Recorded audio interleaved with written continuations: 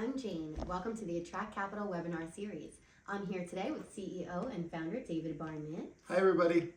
Today our webinar title is The Hidden Pitfalls of Acquisition Financing That Can Kill Your Deals. So, Dave, how difficult is it to spot these hidden pitfalls of acquisition financing? It is not easy to spot the hidden pitfalls, Jane, and you really only do it based on experience and keenly observing the interaction between the lender and the borrower.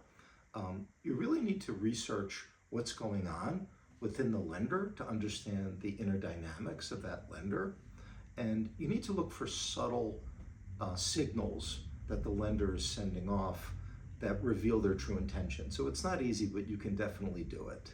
Okay, thank you. So can you tell us what are some of the key pitfalls that you see? I would say that some of the key pitfalls some of the behavior that I see is that they'll say one thing early on in the process when they're trying to win the deal, when they're more in a sales mode and they want to get the deal under letter of intent, but they do something else once they're in due diligence. So they completely switch up.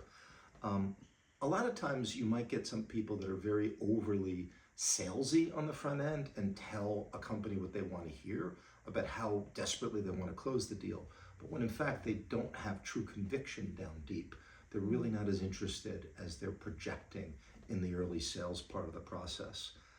Sometimes their approval process is overly complex and cumbersome. Sometimes there's just general inexperience and they're a little bit too green. Or there might be some bad credit committee dynamics where they might have lost money or somebody might have had a bad experience with a particular industry. And then sometimes it can be just their advisors, the people that they bring in for the accounting and the legal might be overzealous and just want to prove their manhood or their womanhood to their client and just make a bigger deal about an issue than they really should. So it's a potpourri of issues, of pitfalls that I see interacting in the trenches with these lenders. This is very interesting. Have you seen this behavior firsthand over the last 35 years? Unfortunately, Jane, I see it all too often. Oh, no. And a lot of what I'm bringing my clients is the ability to spot this on the front end, because there really is not a lot of downside for a lender to act this way, meaning they could pitch a deal and say, we love this deal, we want to get it done, we want to get it done. And then once they sign it up, they completely change their tune. There's not a lot of downside to the lender to behaving in that way, whereas there's a tremendous cost to a company in terms of time, money, internal resources of going in that direction. As an example, I had a deal a couple of years ago. I had somebody, a financing source wanted to do the deal. They worked on it for 6 months. Collectively, everybody had about $500,000 worth of transaction costs in it. And at the 11th hour, they just pulled the plug.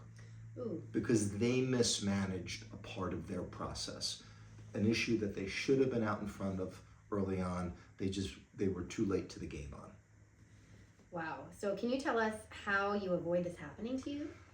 I'm very passionate about telling people how to avoid this from happening to them. And I think it comes down to you need experience and you need somebody on your side that is well versed in how lenders operate, that can decode their language and can carefully and keenly observe the symmetry between what they're saying and what they're doing. There has to be alignment between those two things. You also need to see that the lender that you're going to work with has a healthy loan process, an underwriting process, and a healthy approval process. You need to try to get a sense for what it is and make sure that it's not overly hierarchical.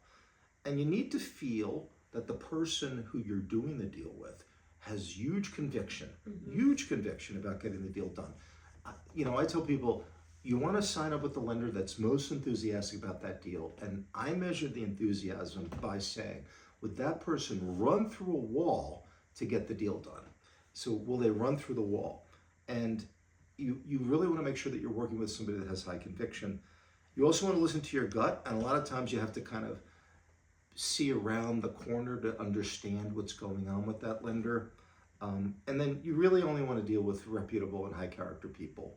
So it's those things that we use to deliver to our clients so that they make the right decisions. Wow. Thank you for helping us understand that. You're welcome, Jane. Well, there you have it. Thank you for joining us. We look forward to seeing you at the next Attract Capital webinar series.